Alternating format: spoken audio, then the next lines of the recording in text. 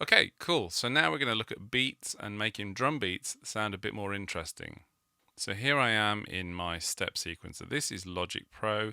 You could use a drum sequencer online, such as Musica or the one in Google's Music Chrome Labs. There's also really good ones available for iOS devices, including the one that's free in GarageBand. So we remember that a bar is broken up into 4 beats. And in this instance, the step sequencer is broken up again into 16 steps. So that means there are 4 steps per beat. 4, 8, 12, 16. There's a little bit of a divide on most step sequencers, so you can sort of see it in groups of 4. With that in mind, I'm going to put a hi-hat at the start of every group, just to help us stay in time. I'm going to press play. Cool. Okay. 1, 2, 3, 4. 1, 2, 3, 4. Nice and easy. Now we also know from our earlier video that we need our backbeat, which is our snare on 2 and 4.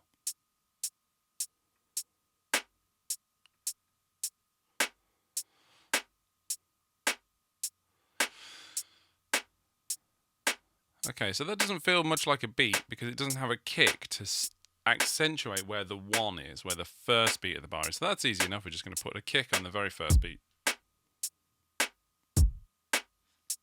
Nice and simple.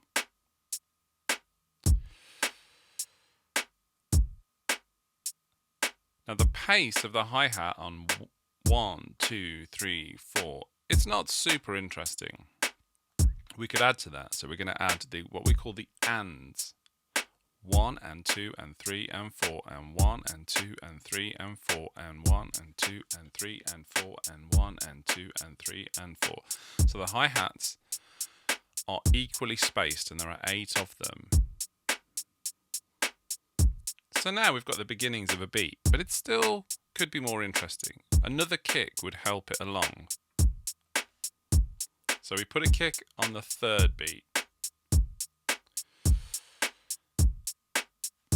Cool, okay, we've got a beat. But again, it's not super interesting. And this is where I think things get really interesting.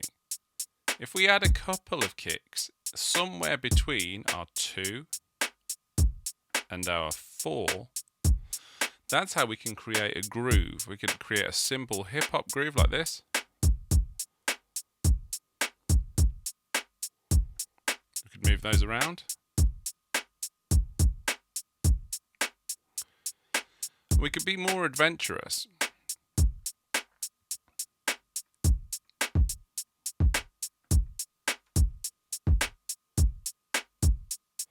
So now our beat has a real groove. It's got a bit of energy to it and it feels like it's driving forward. Before, it was very straight. See how that almost feels like it's slower? The tempo hasn't changed, but it just doesn't have any energy to it compared to this.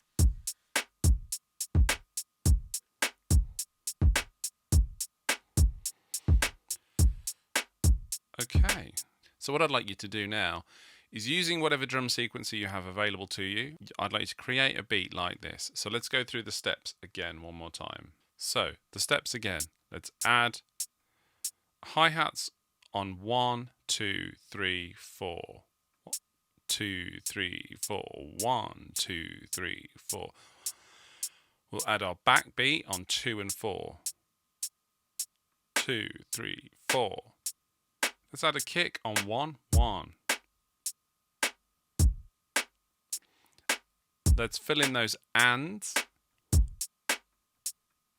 1 and 2 and 3 and 4 and 1 and 2 and 3 and 4 and 1 and 2 and 3 and 4. And then we're going to put some kicks.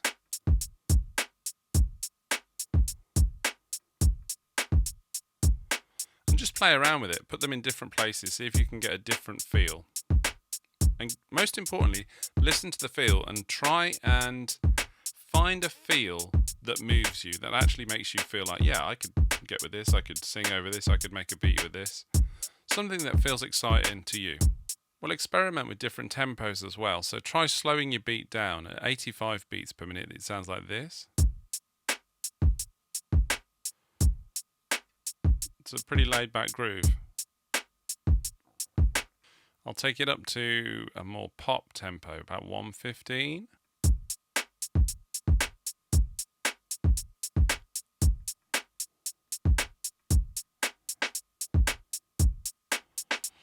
I'm getting fancy now. I'm adding another snare.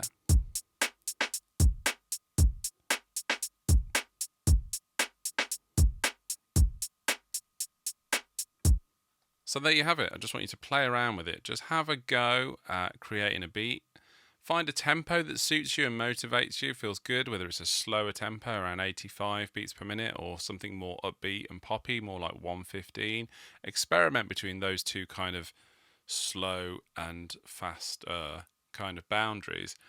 Play around with putting those kicks in different places in between your 2 and your 4 to really set up a groove and see if you can make something that kind of feels interesting. Cool. Thanks for watching.